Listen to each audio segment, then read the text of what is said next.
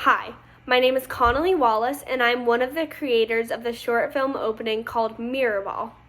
Mirrorball is a fictional drama that focuses on a teenage girl's life ridden by mental illnesses such as depression and an eating disorder. These conditions were then exacerbated after the death of her mother. My groupmates and I decided on the title of our film to be Mirrorball because of its metaphorical term. Mirrorballs have been broken many times into smaller pieces but still shine.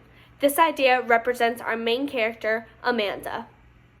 Since Mirrorball is in the drama genre, there are many conventions that are in this realm. One example that we used to display a convention is by using very muted colors with the setting, clothing, and lighting throughout the film in order to convey a sorrowful and downcast tone. This allows the audience to subconsciously know what is going to occur in the movie is not going to be cheerful. This convention is very common in drama movies, as many are very dull and despairing. Additionally, realism is often used in the drama genre. Realism in drama movies allows the audience to relate to the events occurring within the movie. This is used in Mirrorball, as all of the events are completely realistic and could possibly happen. The main character, Amanda, is a teen that is dealing with the devastating death of her mother at a very young age. While she did love her mother caused major trauma and mental health issues for Amanda. This is displayed by Amanda explaining about herself in the voiceover and is also displayed by the note on the refrigerator. Amanda also has developed a sad but common unhealthy relationship with food and her body because of her mom's rigid tendencies and unrealistic expectations of her. This is a common result for a young woman who has experienced what Amanda has. Lastly, drama movies usually have a full cast of characters and display multiple relationships throughout. I only included one main character and had Amanda's mom displayed but not featured with an actress. This is breaking conventions, as the openings of movies do not usually include a one-person cast.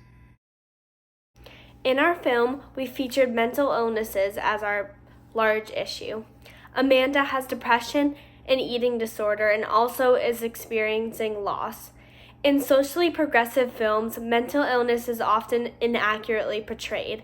People struggling with their mental health are shown as insane, creating a negative stigma. Some movies that contribute to the inaccurate representation are The Shining, Psycho, and The Visit. Mirrorball accurately portrays an individual who is functioning normally but is still struggling with these issues inside. The audience that we are targeting are adolescents. Mental health issues are more prevalent today, especially due to the COVID-19 pandemic. With that, it will help engage with teenagers because it will bring awareness to issues that many teens today struggle with.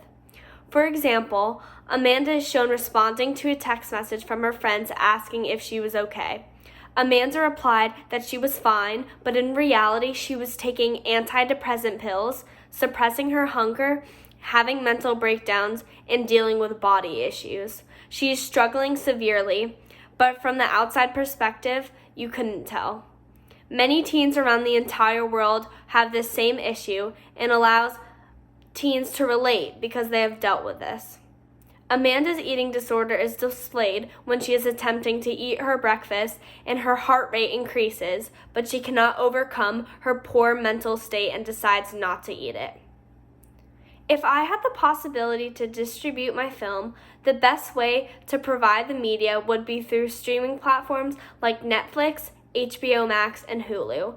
Since the general audience of streaming platforms are young adults and teenagers, this would allow there to be a more likelihood for the targeted audience to see the film.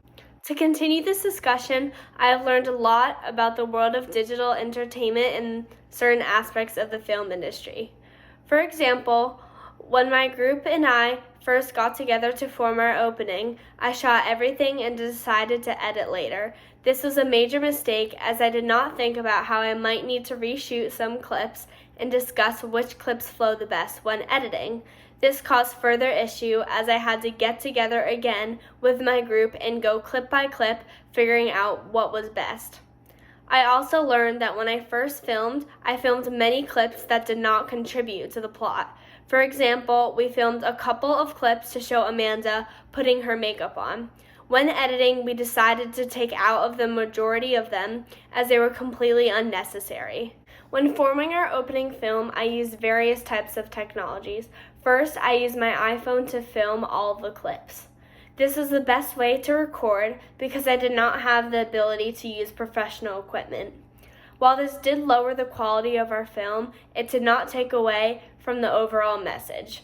Along with that, because of our inaccess to professional lighting, I used the lighting from one of our laptop screens to create a more warmer tone from the beginning of our film.